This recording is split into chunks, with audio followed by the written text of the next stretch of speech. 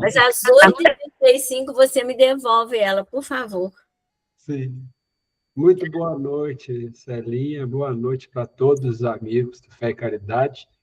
Mais uma vez, meu agradecimento, né, pelo convite, pela confiança, né, de estarmos aqui, porque é muita responsabilidade, realmente, conduzir um estudo em torno da obra de O Livro dos Espíritos, que nos trazem ensinamentos tão profundos, tão grandiosos, que nós não conseguimos, assim, em uma encarnação, em algumas encarnações, a gente não consegue esgotar, porque são de muita profundidade, muita amplitude, né? Por isso que a proposta da doutrina é nós fazemos exatamente isso aqui, buscarmos um grupo de estudo para nós irmos construindo, né? Porque os entendimentos, as reflexões e também a bagagem que nós trazemos, não só dessa existência, mas de tantas outras, né? A gente vai trocando essas ideias, esses entendimentos, e a gente vai construindo e aprofundando mais a compreensão em torno da obra, né? Por isso que é um estudo contínuo, né? Não tem fim, né? A gente está sempre tendo que realmente estudar em conjunto, para a gente ir aprendendo cada vez mais, e isso vai entranhando, né, na nossa consciência, ela vai se aclarando mais, né? E a gente vai tendo mais facilidade ou menos dificuldade de, no nosso dia a dia, nos reportarmos ao aprendizado e colocar em prática, né? Então, é isso. E aí, a proposta, né, quando o Pedro me trouxe, era dar continuidade a partir do tema do capítulo 10, né, da Lei de Liberdade, do tema escravidão, a questão 829. Obrigado, aí já colocou essa ali. E eu conto, sempre falo aqui, pessoal, conto com vocês também, né? Podem participar, devem, né? A gente vai construindo juntos. Eu também vou estar aprendendo também com vocês, né, nessa troca de ideias. Essa é a grande proposta. Então, a gente vai lendo aqui e a gente vai comentando, né, trocando ideias. Vocês fiquem sempre à vontade para interromper assim que desejar. Tá bom? Então, o Kardec, nessa questão da escravidão, ele vai perguntar à espiritualidade o seguinte: haverá homens que estejam, por natureza, destinados a ser propriedades de outros homens? Então, na pergunta dele, eu creio que a palavra-chave é aqui por natureza, né? Como se Deus, criando a todos nós espíritos, simples e ignorantes, né, tivesse ali alguma questão de determinadas criações, criaturas, terem o poder de propriedade sobre outras. Então, isso seria algo natural, né, que estaria ali interligado ao espírito desde a sua criação. Não, aí eles vão responder, né, para o Kardec. É contrária à lei de Deus toda sujeição absoluta de um homem a outro homem. A escravidão é um abuso da força. Desaparece com o progresso, como gradativamente desaparecerão todos os abusos. Então, na resposta aqui dos espíritos, eles deixam claro que essa questão da propriedade de um homem sobre outro homem, ela é totalmente contrária à lei de Deus. E ele deixa clara a questão da sujeição absoluta de um homem a outro homem. Ou seja, absoluta é quando um está totalmente sujeito sob a posse de outro homem. Então, não quer dizer que pode ocorrer uma sujeição assim relativa?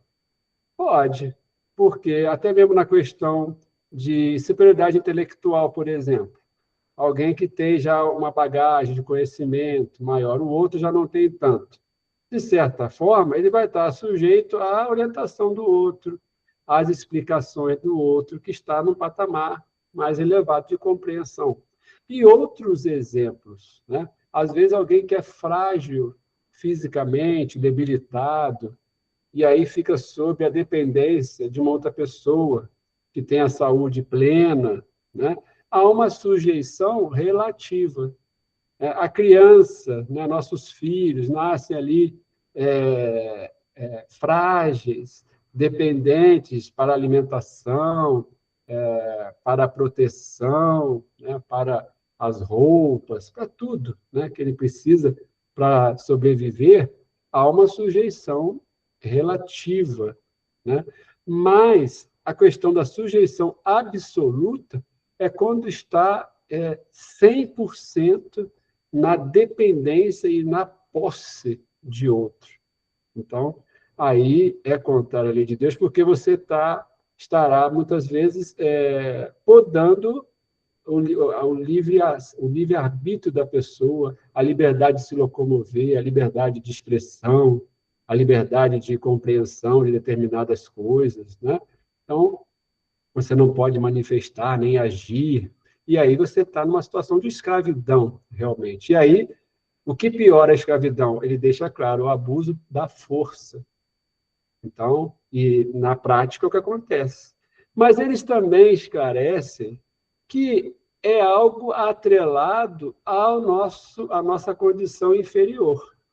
Ele deixa claro que vai desaparecer com o progresso. Gradativamente desaparecem os abusos, e não é isso mesmo? Porque se a gente olhar a história da humanidade, quantos domínios... Não, vamos lá atrás, né? Lá atrás, no primitivismo mesmo, era a lei do mais forte, né? Sobressaía aquele que tinha mais força, que tinha até um pouco mais de perspicácia para poder caçar, para poder sobreviver, e muitas vezes ele se colocava numa situação superior ao outro para a sobrevivência dele, né? E o Kardec, aí na notinha, ele vai falar desse sentido, ele deixa, é contrária à natureza a lei humana que consagra a escravidão, pois que assemelha o homem ao irracional e o degrada física.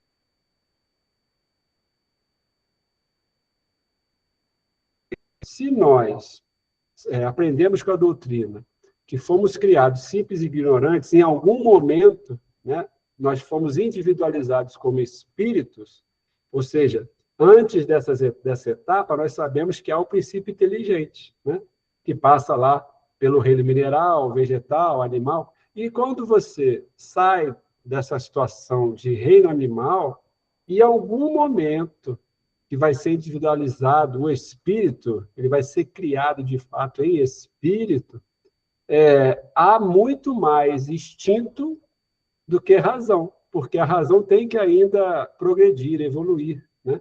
Pelo conhecimento que vai ser agregado, pelo desenvolvimento intelectual e, consequentemente, moral. Mas o instinto já vem desde lá de trás dos outros reinos, né? Principalmente do animal. Então, é até natural, e deixa claro aqui, que quando você está nesse estágio ainda primitivo, você use da força, você use do domínio para a sua manutenção física. É algo que já vem até do instinto. Agora, é lógico, dependendo de cada um, vai haver um pouco do mal dele, de querer fazer o mal, né? De não só agir por instinto, mas agir por um instinto, com violência, e às vezes com a situação de fazer mal, além do que ele teria que fazer, que era a sobrevivência. Aí isso vai variar conforme o nosso progresso, né? Então, a escravidão ela vai aos poucos, e se a gente olhar a história da humanidade, ela está aos poucos sendo extinta. Ainda não conseguimos, né, extinguir de uma forma plena no nosso planeta. Ainda temos locais em que ainda existe a questão de escravidão, por incrível que pareça. São mais remotos, mas nós, olhando a história, vimos que lá atrás, nos domínios das grandes conquistas, fazia-se daquele povo dominado um escravo. Vamos chegar lá perto de Roma, né? Quantos que eram escravos, né? Ali atrás, o Egito, também, o próprio povo judeu, né? Ficou escravizado lá no Egito. Então, assim vai.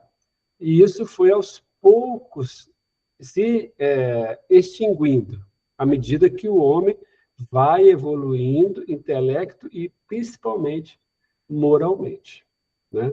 Mas, ainda nos tempos atuais, temos ainda essa questão de forma mais remota, mas ainda temos a questão da escravidão. O próprio Brasil, né, não faz cento e pouquinhos anos que nós abolimos a escravidão, né, ali no papel.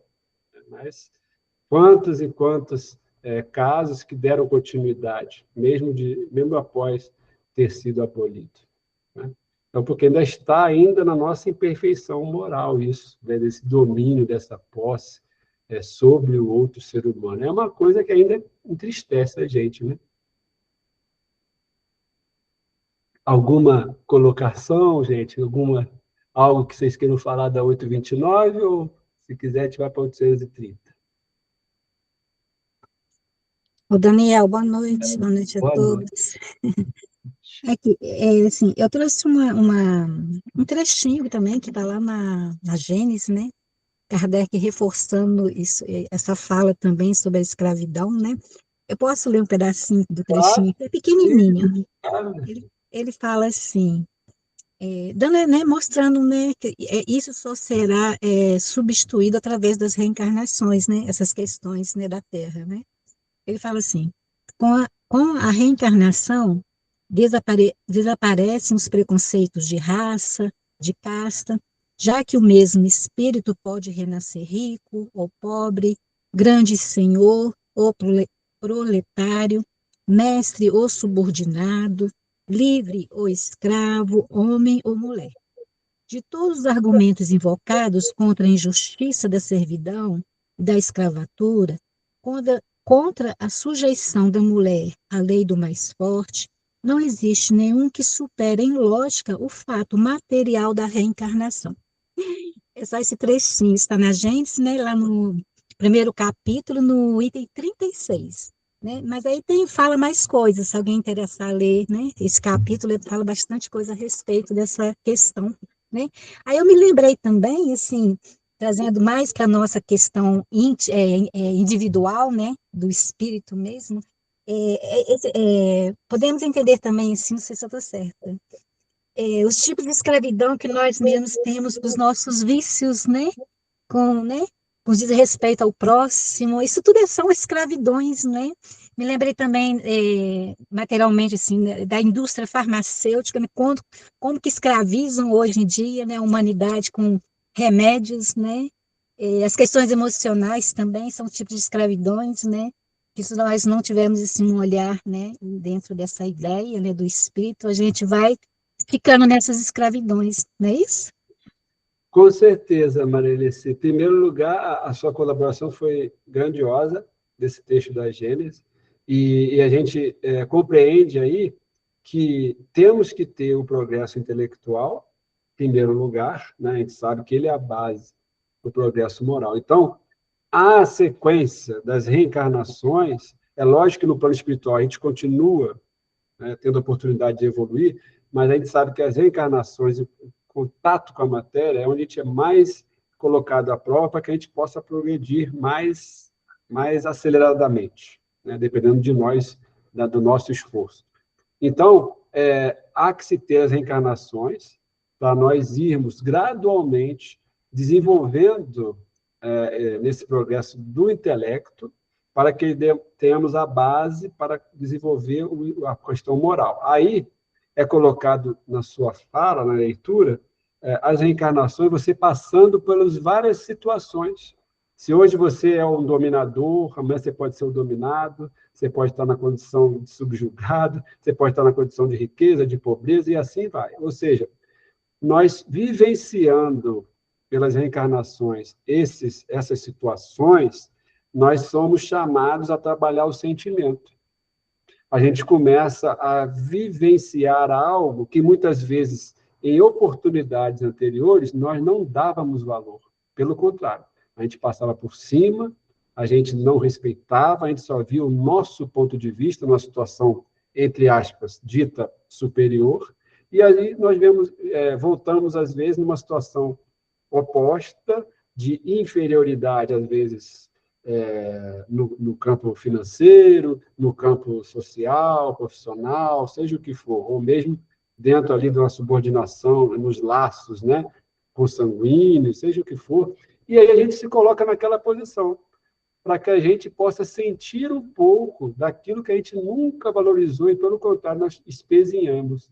Aí nós somos chamados a ser tocados, né? Pela situação mais difícil, mais complicada, mais assim, obscura, né? Naquela reencarnação, para que a gente possa ser tocado, para que a gente trabalhe esse orgulho nosso, né? Para que a gente trabalhe a questão do egoísmo, né? De acharmos que nós não precisamos dos outros e tal. Então, eu acho que é uma mescla. São oportunidades constantes dentro da sabedoria de Deus para que a gente vá progredindo gradualmente. Não tem como progredir de uma vez só. E aí, intelecto, e aí você trouxe o exemplo da questão moral, do sentimento, nessas posições variadas, né? E você colocou uma coisa muito interessante, que eu até anotei aqui também que eu ia trazer um pouquinho para frente, mas podemos já falar aqui, que você já falou um pouco. Se nós não vivenciamos hoje, né, a escravidão efetiva, direta, né, clara, de um homem sobre o outro, nós vivemos, sim, muitas dessa escravidão dita econômica, né, ali da superioridade de um país para outro, da dependência econômica de um para o outro, e aí trazendo para grupos menores, né? Às vezes, você está numa condição que você não consegue progredir financeiramente, você fica numa sujeição àquele que tem uma condição melhor, e se ele não tiver ali um senso moral, ele pode abusar dessa situação em que ele está para com você, né? Nós temos aí essa escravidão trazendo para a linha psicológica, como você falou, temos os assédios pela posição que a pessoa ocupa, às vezes dentro de uma família, às vezes dentro de um local de trabalho, às vezes numa posição sei lá, numa escola, num ambiente que ele tenha um controle e uma ascendência ali da posição dele sobre outros, e que outros dependem dele, e aí são, às vezes, pressionados por assédio moral, né? Por essas questões que afetam a parte da saúde mental, né? Então, de certa forma, você fica sob uma sujeição ali do outro. Então, é algo que a gente tem que ter muito cuidado para que a gente também, de uma forma, às vezes, inconsciente, ou que a gente não note, a gente não cometa pequenas escravidões, assim, né? No nosso modo de ser para com o outro. A gente procura se colocar no lugar do outro, respeitando ali o posicionamento do outro, para que a gente não queira impor a nossa vontade, né, pela nossa fala, pelas nossas atitudes, né, pelas ações que podem prejudicar, aí o outro com receio acaba fazendo o que você quer, mas não é o que ele gostaria. Então, temos que ter muito cuidado, né, porque a gente traz muito desse ranço, porque não nos iludamos, né, que em tempos atrás nós já tivemos em situações aí interligados com algum tipo de escravidão, né? E o Kardec vai falar mais à frente aqui de outras situações culturais que faziam parte da cultura, né? Daquela sociedade, e muitas das vezes nós estávamos lá também. Então, trazemos isso arraigado, a gente tem que trazer isso para trabalhar, e trabalhando, né? E se desfazendo disso. Mas muito obrigado pela sua contribuição, Maíra. Adorei aí, aprendi muito. O Eduardo também está na fila. Boa noite, na verdade sou eu, estou aqui com o Edu. O que eu lembrei aqui de uma frase que fala do escândalo, né, que ele é necessário, mas quem o cause terá as consequências disso. A frase não é bem essa, mas é isso que significa. E eu lembrei, lógico que a gente já passou por muitas questões, a gente é reencarnacionista, a gente tem que entender que tudo é um processo, que a gente está nesse processo, que hoje realmente a gente precisa vigiar. Mas vira e mexe, sendo, né, em algumas culturas que ainda existem, mas aqui no Brasil, onde tem uma legislação, que até o Eduardo ainda falou, ó, agora a legislação está até mais pesada. Falei, que bom, porque era para estar só na consciência, mas quando a consciência não acusa, tem que ter uma legislação, sim. Os trabalhos análogos à escravidão, as pessoas que estão, às vezes, há sei lá, quase 60 anos, 50 anos dentro de uma casa onde alguém exerce um poder e não paga ali um salário, ou aquele pessoal da agricultura, né? Os chineses que vêm e trabalham a troco de nada, tecendo peças, enfim, tem muitos exemplos, mas embora não seja legalizada, ainda existem muitos tipos que a Alessi citou, né?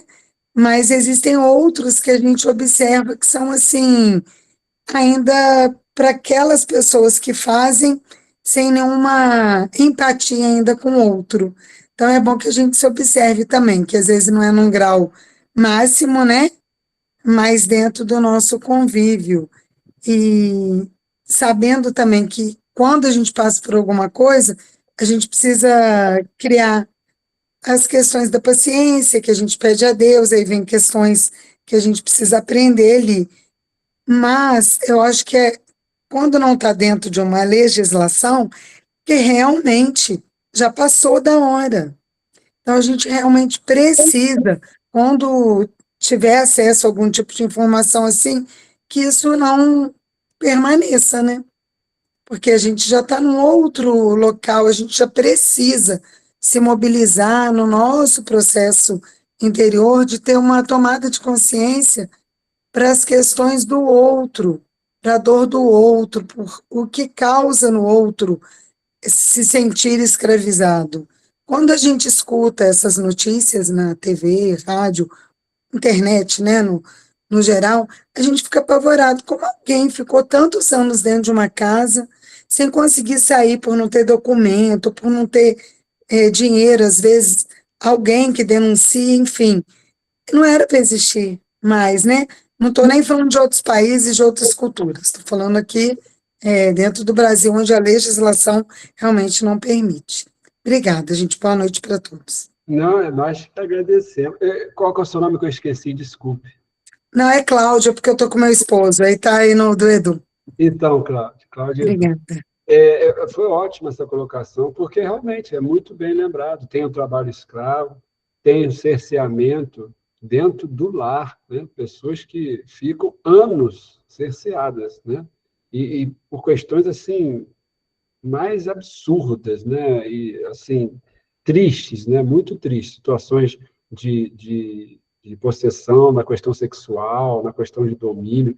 É algo assim que, como o Kardec fala aqui, ó, assemelha o homem ao irracional. Ao irracional.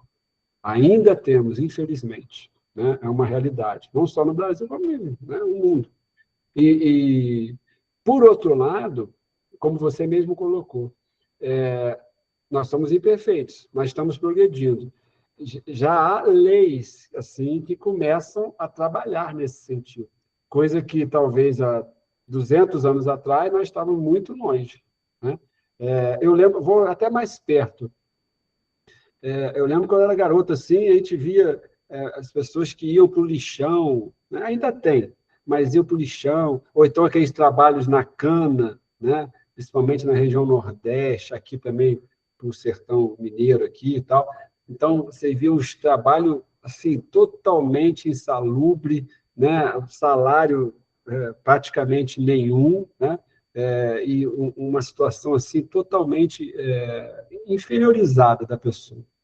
Hoje já temos leis assim na questão trabalhista, temos leis que podam isso. Agora, é lógico, como dizem aqui os espíritos, é gradual, né? Estamos gradualmente progredindo. E ainda precisamos dessas leis mais duras? Precisamos, porque porque nós estamos aqui num planeta de provas e expiações, mas dentro desse patamar didático, né, que foi trazido pela doutrina, dentro desse patamar de provas e expiações, nós somos individualidades e temos as nossas bagagens, cada um de nós. Então, nós não estamos todos na mesma linha, exatamente, né? Todos nós temos um passado e estamos no nível de progressão do espírito relativo ao que nós conquistamos, individualmente falando.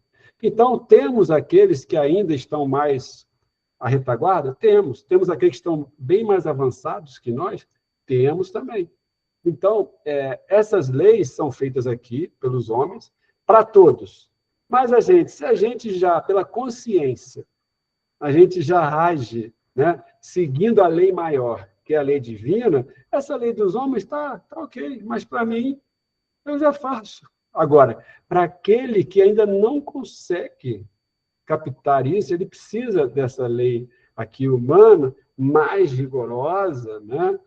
E aí com as ações efetivas, para que ele possa ter isso trabalhado. Agora, muitas das vezes não chegam na pessoa. Aí é a hora que a gente tem que confiar na lei maior, né? Aí nós precisamos ter o entendimento, a resignação, estarmos atentos a fazermos o melhor pelo nosso exemplo, pela nossa prática, pela nossa conduta, mas confiar que, se aquilo ali está acontecendo e não está alcançando, também há um porquê. Eu não sei qual é. E vai ter um momento da lei maior, que já está ali registrado nele, nos seus atos, né, que ele vai ter que se deparar com isso, né? E isso serve para quem também quem sofre, entre aspas, aquela dor ali, né, aquela circunstância. Ele vai ter também, dependendo da atitude dele, ele vai colher frutos. Então, é uma coisa que é difícil para a gente?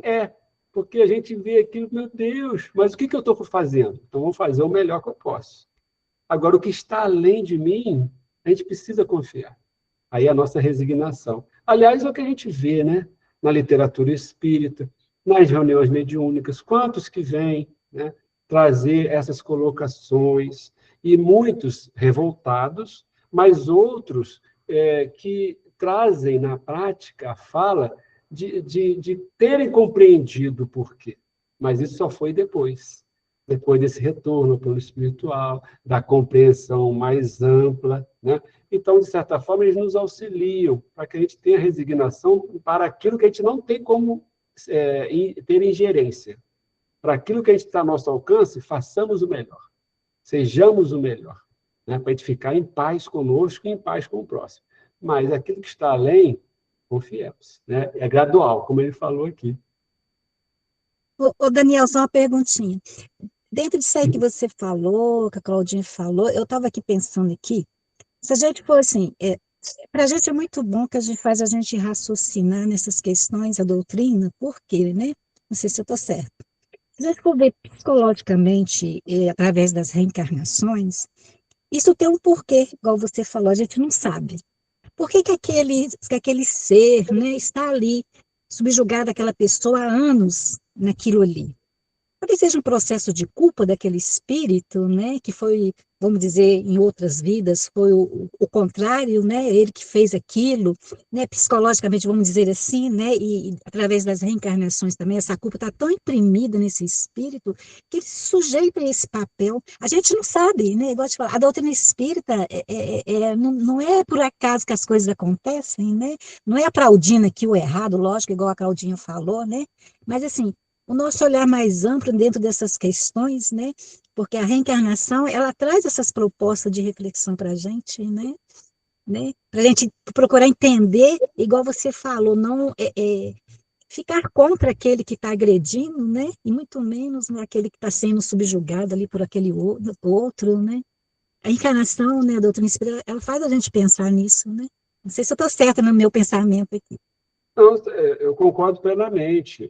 Esse raciocínio que a doutrina nos traz, calcada no Evangelho, né, gente? Porque você falou uma coisa que eu me lembrei. Jesus falou assim, ele viverá. Aí, quando se pergunta, aquele está fazendo isso, ele fez aquilo, ele viverá. O que ele está dizendo? Tudo que nós estamos semeando, nós vamos colher. Nós vamos colher, seja de uma forma ou de outra. Pode ser que a gente já colha de uma forma direta com as leis humanas. Ok, como foi o exemplo da Cláudia. Mas pode ser que a lei humana não chegue até mim. E aí deixa ser claro na doutrina. Nós não temos como fugir da lei divina. Então, no momento adequado, no momento justo e necessário, nós vamos ter que deparar com essa lei maior. Por isso que Jesus falou, ele viverá. Viverá na carne ou fora da carne. Nós vivemos, somos espíritos, né? Em algum momento, nós vamos ter que lidar com essas atitudes. Agora, por outro lado, isso que você colocou, Maria Vessi, eu concordo plenamente, porque é uma forma de também nos auxiliarmos para nós não irmos para o campo da revolta, né? Porque nós temos uma tendência a ir para a revolta quando a gente vê essas situações. É lógico, né? A gente, como é que pode isso e tal? Mas aí a gente começa a ter uma compreensão mais ampla e buscamos nos colocar no lugar que a gente está sendo chamado, né? E não querer vestir a toga, né, de juiz, porque a gente tem esse mau hábito, é de cada um de nós, porque ainda temos orgulho. Então, enquanto a gente tem orgulho, a gente ainda vai ter um pouco essa toga de juiz do outro. Porque se a gente vestisse essa toga de juiz da mesma maneira, com relação aos nossos atos e gestos, pensamentos e palavras, nós já estaríamos muito mais avançados. Mas essa toga de juiz vale mais para os outros. Mas é uma forma da gente confiar mais na providência, nas leis divinas. E isso nos auxilia, né, para que a gente não fique no campo da revolta, e a revolta nos traz o quê? Estagnação. A gente não progride, a gente fica remoendo, a gente quer se vingar, a gente quer fazer isso, e aí passamos, às vezes, séculos nessas circunstâncias, né, nessas loucuras, né, das vinganças decorrentes das situações que a gente vivencia. Então, que a gente possa fazer o melhor e o que tiver fora da nossa ingerência, confiar, né? Obrigado, Maria Cecília. Alguém mais ia falar? Não? Tá ok. Então, vamos lá. Então, vamos tocar para 830? 830. Quando a escravidão faz parte dos costumes de um povo, são censuráveis os que dela aproveitam, embora só o façam conformando-se com um uso que lhes parece natural. Então, agora o Kardec vai trazer para o campo de já fazer parte da cultura, dos costumes de um povo, a escravidão. Isso aconteceu, né, com o Brasil e com tantos outros países aí, né? Fazia parte da cultura, dos costumes, né? Então, ele pergunta, aqueles que se aproveitam disso, eles são censuráveis? Apesar de estar ali na cultura, nos costumes, né? Fazendo como se fosse parecendo como se fosse um uso natural da escravidão, aí os espíritos vão responder. O mal é sempre o mal, e não há sofisma que faça se torne boa uma ação má. A responsabilidade, porém, do mal é relativa aos meios de que o homem disponha para compreendê-lo. Aquele que tira proveito da lei da escravidão é sempre culpado da violação da lei da natureza. Mas aí, como em tudo, a culpabilidade é relativa. Vamos parar aqui um pouquinho para a gente analisar? Olha, os espíritos são muito claros. Faz parte da cultura, faz parte dos costumes, mas aquela cultura é dos homens, está inerente às leis dos homens, que ainda são imperfeitas, certo? Então, ele deixa claro que o mal é sempre o mal. Para a lei divina, é o mal eu me valer da escravidão, de eu cercear a liberdade de alguém em proveito próprio. Apesar do costume, apesar da cultura. Mas é um costume, uma cultura de uma sociedade que também é imperfeita, né? Então, ele deixa claro, é mal. Por quê? Porque fere a lei divina, e a lei divina está na natureza e está na nossa consciência, né? Então, lá no fundo da nossa consciência, mesmo que a gente tenha todo o aparato do costume da sociedade, eu sei que eu não estou fazendo algo que é nobre, quando eu escravizo alguém. E aí ele fala assim, a responsabilidade, porém, do mal é relativa aos meios que o homem dispõe para compreender. Aí vem não mais só a lei de justiça, vem a lei de amor, vem a misericórdia de Deus. Ele deixa claro que aquele que toma proveito da escravidão, ele é culpado, mas essa culpa é relativa. porque ela está inerente ao meu grau de desenvolvimento intelectual e gera também aquela cultura, aquele costume, mesmo que errôneo, mas está vinculado ao meu patamar evolutivo individual e coletivo daquela sociedade a que eu pertenço. Então, da mesma forma, essa responsabilidade ela vai ser relativa a esse patamar em que a gente se encontra, por essa questão de ser algo costumeiro. Isso vai contar, vamos dizer assim, é uma atenuante, né? Seria uma atenuante, mas não vai me retirar a culpabilidade 100%. Por quê? Porque a gente temos na lei da consciência, a lei divina que está na consciência, nós sabemos que não seria esse o caminho. Lá no fundo a gente sabe. Tanto é que mesmo numa sociedade assim, existiram pessoas nessas etapas, vou falar aqui do Brasil, né, que elas não comungavam com a escravidão, não possuíam escravos ali, no cunho da palavra mesmo, né? Conviviam com pessoas respeitando a liberdade. Por que será que elas faziam isso? Apesar do costume, da cultura, elas não faziam como outras. Então, já há diferença no grau de responsabilidade. É relativo à questão íntima de cada um de nós, do nosso proceder, né? E aí, só para completar a resposta, ele diz assim, ó, tendo-se a escravidão introduzido nos costumes de certos povos, possível se tornou que, de boa fé, o homem se aproveitasse dela como de uma coisa que lhe parecia natural. Entretanto, desde que mais desenvolvida e, sobretudo, esclarecida pelas luzes do cristianismo, sua razão lhe mostrou que o escravo era o seu igual perante Deus. Nenhuma desculpa mais ele tem. Então, ele fala da questão da boa-fé, mas a partir do momento que você começa a receber o que ele chama das luzes do cristianismo, e aí a gente se reporta à lei de amor, que Jesus veio nos trazer na sua plenitude, a gente começa a tocar essa razão pelo sentimento do amor. A gente começa a se colocar no lugar daquele como estava ali na situação de um escravizado, né? E aí começa a arrefecer esse proceder, né, da escravização. Agora, vamos ser também sinceros. Ainda com as luzes do cristianismo, se nós nos reportarmos ao passado, vamos voltar também, volto para o Brasil aqui, não vou nem sair do país, mas nós tínhamos também, dentro da própria igreja, era permitido e tinha-se escravos vinculados à igreja, né? Muitas pessoas que frequentavam a igreja tinham o aval, por exemplo, do líder religioso para escravizar, né? Voltando ao que diz ali, apesar dos costumes de um povo, né, que são censuráveis ou não, então, a própria igreja que tinha a questão da luz do cristianismo também se valia dessa questão natural dos costumes ali, né, em praticar a escravidão. Ah, mas eu não maltratava o escravo, a gente vai ver mais à frente aqui. Tudo bem, mas você está cerceando a liberdade de alguém, está indo contra a lei natural, né? A lei divina.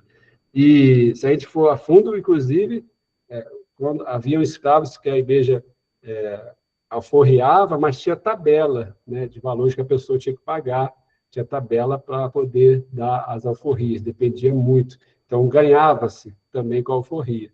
Então, tudo isso a gente vê que está atrelado ao grau de desenvolvimento intelectual e, principalmente, moral, do sentimento, que foram essas luzes, né, cristãs que demoram muito ainda a irradiar dentro da gente. Nós estamos há 2000 anos aí, né, com as luzes do cristianismo, mas já estamos ainda a passos, né, lentos, mas caminhando, né, caminhando.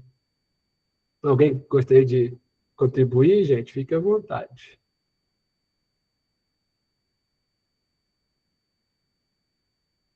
Então, vamos lá.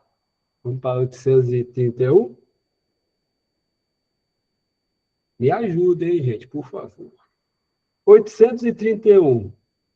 A desigualdade natural das aptidões não coloca certas raças humanas sob a dependência das raças mais inteligentes, né? Lembra que a gente falou agora há pouco, nós estamos em vários graus que nós atingimos pelo mérito e pelo esforço nosso, né, no patamar intelectual e moral.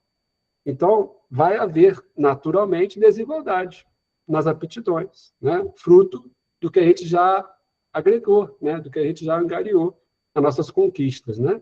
Então, com base nisso, Kardec pergunta, será que isso não colocaria determinadas raças humanas sob a dependência de outras mais inteligentes, mais bem aquinhoadas intelectualmente? Aí os espíritos vão responder, sim, mas para que estas as elevem, não para embrutecê-las ainda mais pela escravização. Então, parando aqui rapidinho, eles são muito diretos, né? Essa diferença desse patamar intelectual e também, por que não dizer moral, é por uma finalidade, para que a gente esteja junto, participando, convivendo e trocando experiências, e de modo que eu possa, de uma condição um pouco mais elevada, favorecer o outro, pela minha palavra, pelos meus atos, pelo meu proceder, e não eu me valer dessa superioridade para esmagar o outro. Então, é isso que ele está colocando aqui.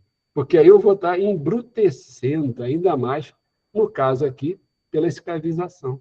A gente tem conhecimento, né, que muitos daqueles africanos que vieram para o Brasil, muitos vinham de condição elevada lá no país, no local de origem deles, né? Muitos vinham da classe ali até de reinos, né, príncipes, eram elevados. E eu lembro que uma vez, eu visitando Ouro Preto, aí eu fui, eu nunca tinha ido, fui visitar aquelas, onde havia a exploração, né, do ouro, dentro das pedras, né, aqueles túneis imensos e tal. E ali eles falavam que tinham determinados escravos que viam determinada região da África, que eles eram trazidos para ali, porque eles tinham um grande conhecimento das minas. Eles tinham um grande conhecimento de como abrir aquelas minas, porque é um espaço, assim, para você andar abaixadinho, tudo apertadinho, mas ela tem uma formação de tal maneira que não, quando você abre dentro da pedra, e são, às vezes, quilômetros, né, de minas que você anda lá dentro, não, a pedra em si não cai, tem que ter uma engenharia, né, para abrir aquelas minas, aqueles buracos, de forma que sustente a pedra acima, né? Então, eram determinados escravos que sabiam dessa engenharia, como proceder, não eram todos, né?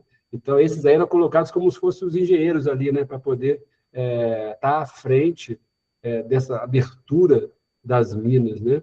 E aí você coloca aquele ali para fazer aquilo, mas ele é um escravo. Você o subjuga, né? Independente dali do desenvolvimento dele intelectual, da posição que ele foi arrancado, né? Da sua origem. Aí vamos mais para perto, né? Na Segunda Guerra Mundial, né? Algo tenebroso que a gente viu, né? Com os judeus, mas outros também que foram levados para as câmaras, né? Todos viraram números, né? Foi apagado todo o conhecimento, tudo que tinha de valor da pessoa ali na questão intelecto-moral foi colocado de lado, né?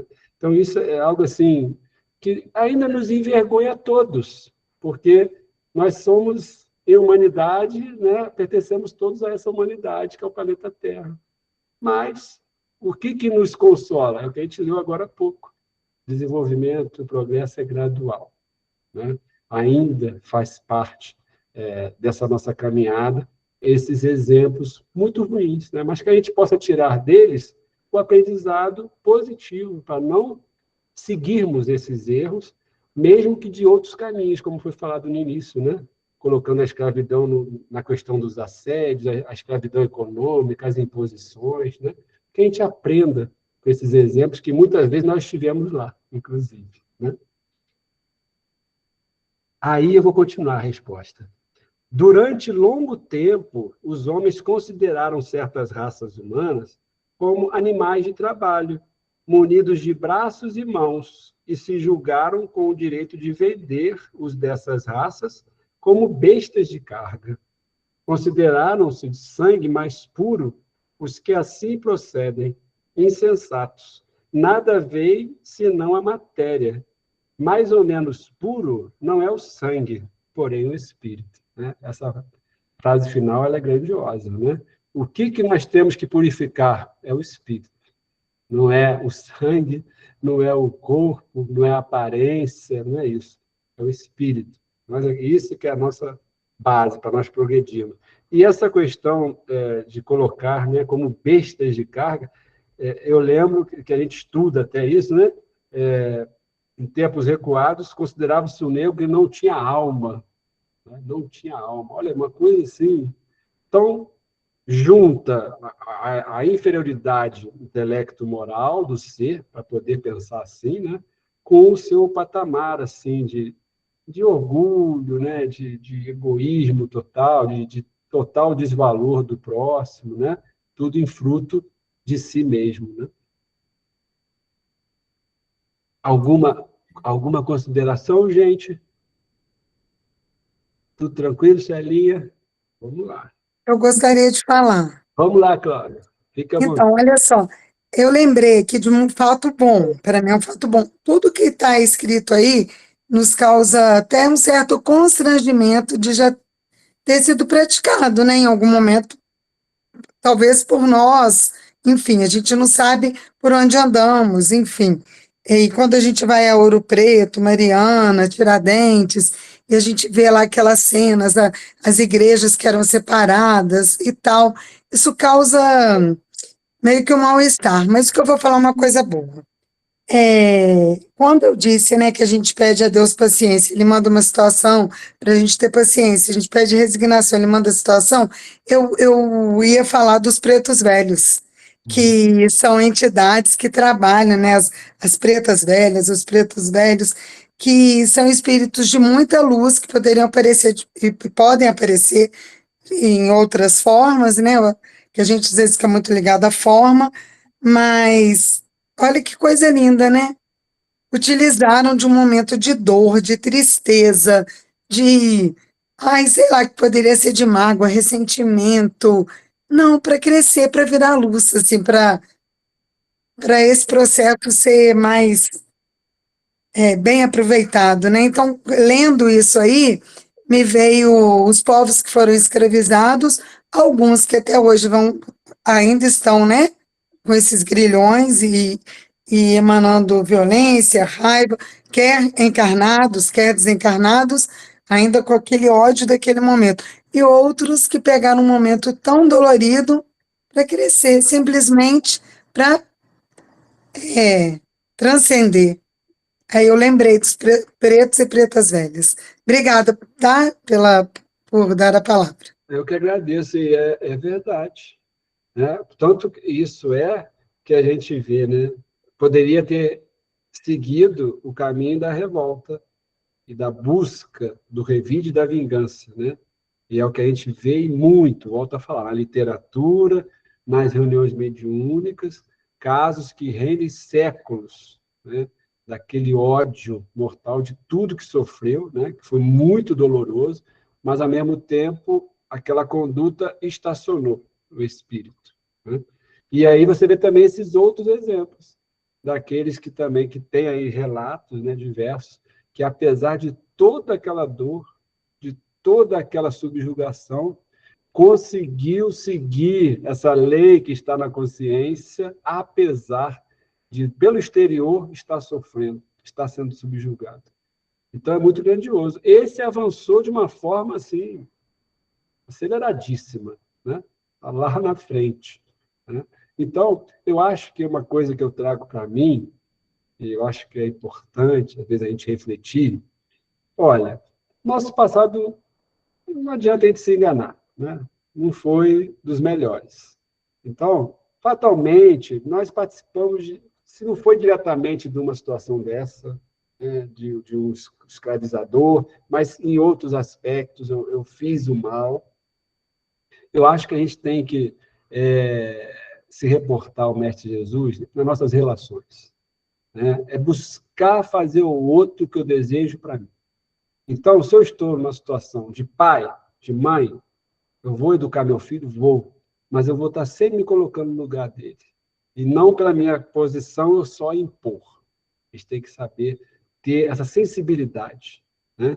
Educar, cobrar, né? Ter ali a firmeza, mas ter sempre do lado o amor, o acolhimento. Se eu estou numa casa que eu tenho uma secretária, tenho um auxiliar, alguém contratado, vou tratá-lo dignamente, vou tratar com educação, né? Da mesma forma que eu trato os meus familiares, né? Se eu estou no trabalho, na profissão, eu estava lendo ontem um trechinho do Evangelho, antes da nossa reunião, que fala do dever, mas o Lázaro fala assim, o dever moral, não é o dever profissional. Esse aí já é do dia a dia, é nosso dever mesmo, mas é o dever moral. Se eu estou, então, o que ele está falando para a gente? É você dar de si, mas é dar de si no sentido moral. Como? O que ele está falando? Se eu estou numa instituição ali trabalhando, como eu estou lidando com o outro? Eu estou fazendo meu trabalho, somente o trabalho ali friamente? Ok, eu vou ganhar meu salário no final do mês. Cumpri o meu dever profissional. Mas eu estou sendo arrogante? Eu estou desconsiderando o outro? Né? Eu estou tratando o outro como? Ou eu estou fazendo com o outro o que eu gostaria que fizesse comigo? Eu estou tratando com respeito, com boa vontade, com educação, às vezes, apesar de eu nem receber de volta isso, mas eu estou fazendo isso, em primeiro lugar, para mim, para a minha consciência, para eu ficar em paz comigo. E o outro, se ele quiser receber isso, ele vai receber. Se ele não quiser, livre-arbítrio dele. Então, eu acho que são formas que a gente vai, de certa maneira, aliviando essas culpas que a gente traz do passado. Alguém falou aí, não sei se foi a Maria Alessi, muitas vezes a gente é arrogante, a gente espezinha o outro, porque a gente traz culpas. Então, são defesas nossas, instintivas. Às vezes sofremos muito e, às vezes, por instinto, eu faço o mesmo que eu sofri, eu faço com o outro. Então, é a gente tentar ir exudando isso, né, aos poucos, pelo nosso proceder. A gente fazendo o melhor pelo outro, em qualquer situação. Aí nós vamos estar cumprindo o dever moral da caridade verdadeira. Eu acho que esse é o caminho, para que a gente vá aliviando esses pesos, né, que a gente carrega dos nossos grandes erros aí do passado. Mas, mais uma vez, obrigado, Cláudia. Vamos lá? Mais alguém? Ok? Podemos ir, então? Então, vamos lá. 832, né? Eu pulei. Peraí. Não, essa já foi, né? 832, isso mesmo, desculpa. Há, no entanto, homens que tratam seus escravos com humanidade, que não deixam lhe falte nada e acreditam que a liberdade os exporia a maiores privações. Que dizeis isso? Não, então, agora ele trouxe... O Kardec é impressionante, né? Agora ele traz outra linha. Aqueles ali que estão numa sociedade em que o meio ali permite a escravidão, é natural, é um costume, a lei não proíbe, e ainda assim ele trata o seu escravo com humanidade, mas continua escravizados. Mas ele trata com humanidade. Aí a justifica, né, que se libertá-lo, ele ia ficar com as privações. De certo modo, tem razão, né? Aliás, a gente sabe que aconteceu isso, no nosso caso, faltou a palavra agora, a liberdade dos escravos, agora faltou a palavrinha. Libertação, né, dos escravos. Abolição. Lei Áurea, isso, abolição, obrigado. Aí, a gente sabe que muitos ficaram perdidos, né? Não tinham trabalho, assim, não iam ganhar salário, né? Estava tudo aquela coisa, né? Muitos aconteceram isso mesmo. Isso até é a justificativa aqui da pergunta, muito bem colocada por Kardec. Mas os espíritos vão ser claros de novo. Vão lá na ferida e falam: digo que esses compreendem melhor os seus interesses igual cuidado dispensa aos seus bois e cavalos, para que obtenham bom preço no mercado. Nossa, vamos parar aqui, mas olha, direto, né? Ok, a causa é nobre, né, pelo que ele está justificando ali para poder manter os seus escravos, mas ele deixa claro, o seu interesse está muito bem compreendido, está em primeiro lugar. O mesmo cuidado que dispensa para os escravos, ele também dispensa para os seus animais. Olha só, eles são, sim, né, muita clareza. Eles vão lá dentro da nossa consciência, é impressionante, né? Eles tiram aquele subterfúgio, gente, que isso vale, nós estamos falando aqui de escravidão, mas isso vale para tudo nosso.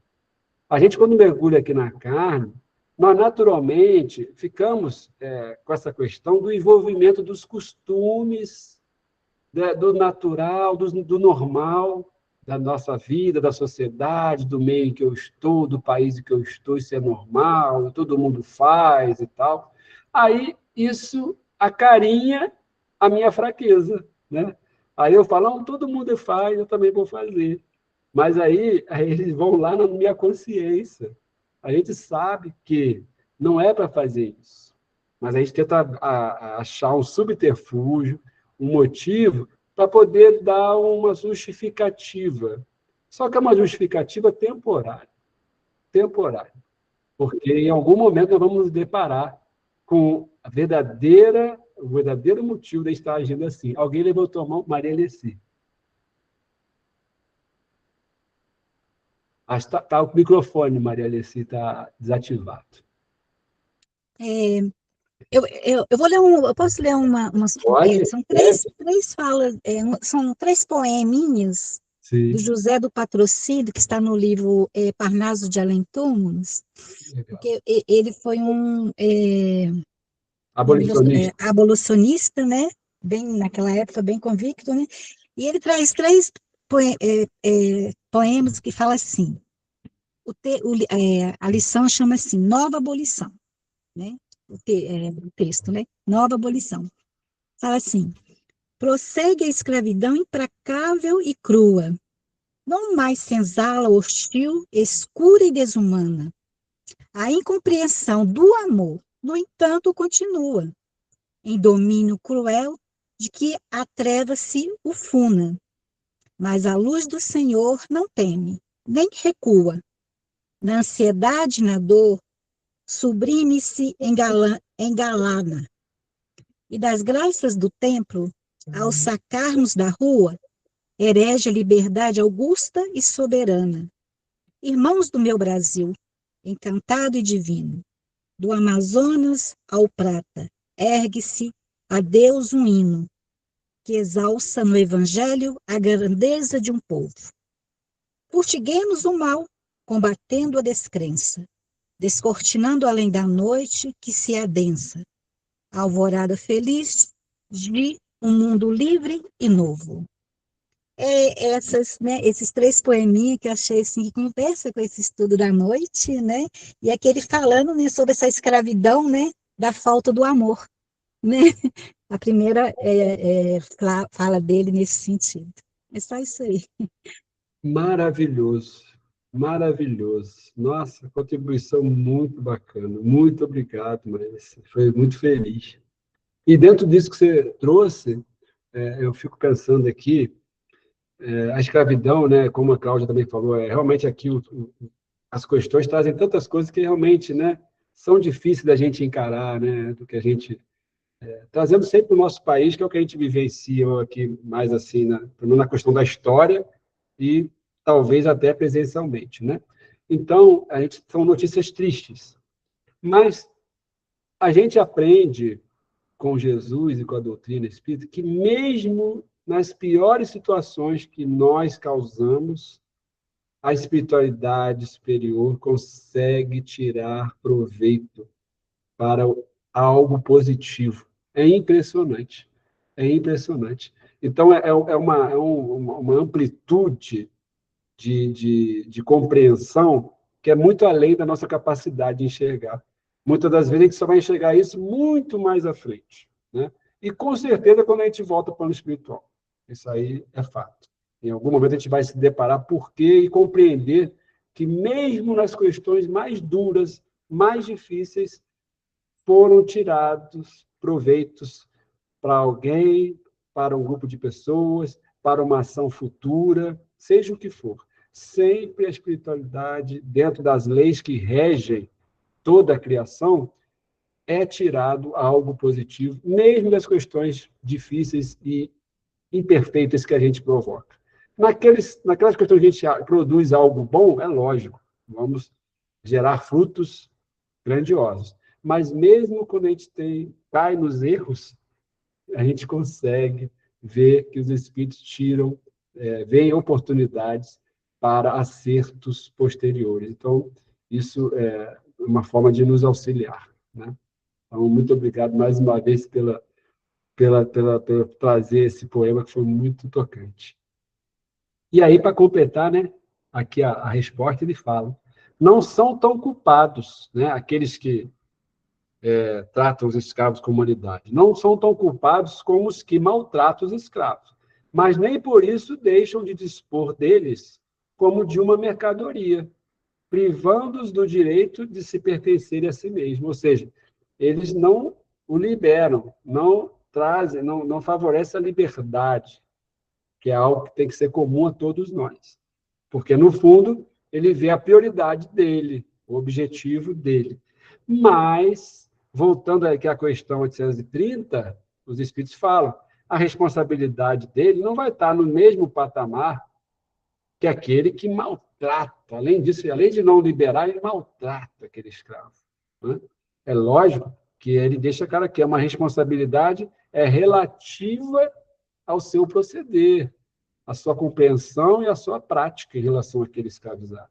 Então, isso vai contar como atenuante? Vai, mas não vai liberá-lo da culpa, que ele vai se deparar com ela e, na maioria das vezes, pede até para retornar, né, numa condição que ele possa resgatar essa questão que ele vivenciou, né?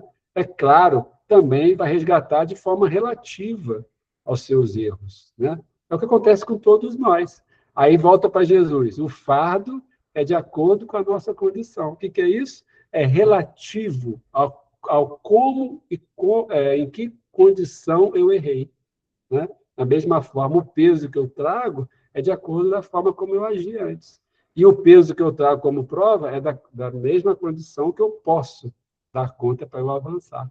Então, é tudo muito grandioso, né, gente? Que a gente possa ter esse olhar, né, perante as nossas dificuldades, as tristezas que a gente se depara ainda, né, que são tantas. Estamos vivenciando essas guerras, né? Algo que a gente olha assim, meu Deus, já passaram mais de 2000 anos e nós estamos guerreando ainda, né? E a gente aprende que a guerra começa dentro do nosso núcleo familiar. Então, que a gente possa realmente preservar o nosso núcleo familiar, é o que nós devemos fazer, porque a partir do nosso núcleo familiar, se a gente se esforça em amar e para sermos amados, ou minimamente amar, nós estamos brilhando uma luzinha que vai favorecer o entorno, as minhas relações fora de casa, a minha relação no trabalho, na sociedade, onde eu estiver, e aí isso vai refletir no país, e vai refletir em humanidade. E que a gente possa, onde a gente não tem como alcançar, que são essas guerras, levar sempre as nossas preces, né? Levar e emitir as nossas preces com as vibrações para tocar, principalmente, essas pessoas que conduzem as guerras, porque eles são os maiores devedores. Aqueles que estão sofrendo, nós sabemos. Há um motivo? Há. Mas pedir por eles que eles tenham a força, a resignação e não percam a fé em Deus, né, no alto, que não estão desamparados. Então, que a gente possa emitir em favor deles, né? Alguém levantou a mão? Ô, Daniel, saiu rapidinho, rapidinho mesmo, que já está na hora, né, Celinha?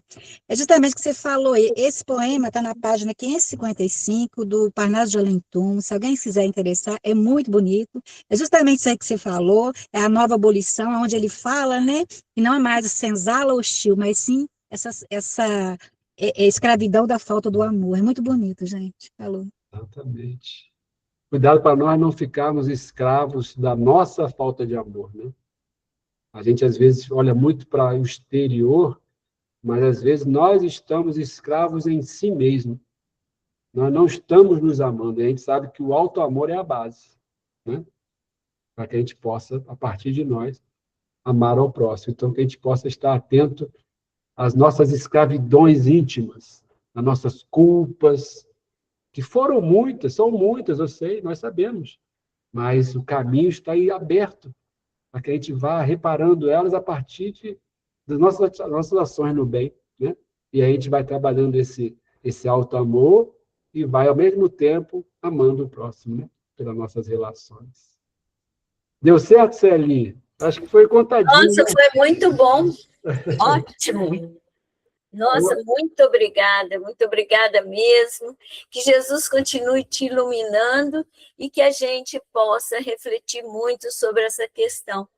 Porque, às vezes, nós ainda não escravizamos como aquela época, né? Mas a gente manipula, às vezes, as pessoas, situações, mentes, e isso é um processo de escravidão, né? Exatamente, Celinha. Olha, eu que agradeço para vocês todos, agradeço muito as participações, foi muito importante, foi muito construtivo, me ajudaram aqui, porque não é fácil, né? A gente aqui está aprendendo o tempo todo, um com o outro, e agradeço pelas boas vibrações. E peço desculpa, né? Eu sempre falo com a Celinha, com o Pedro, que eu vou precisar realmente, eu queria ficar com as vibrações, mas eu tenho que sair, porque daqui a pouquinho a gente tem o programa do Evangelho no Lar, que é nas quintas aqui da casa, online.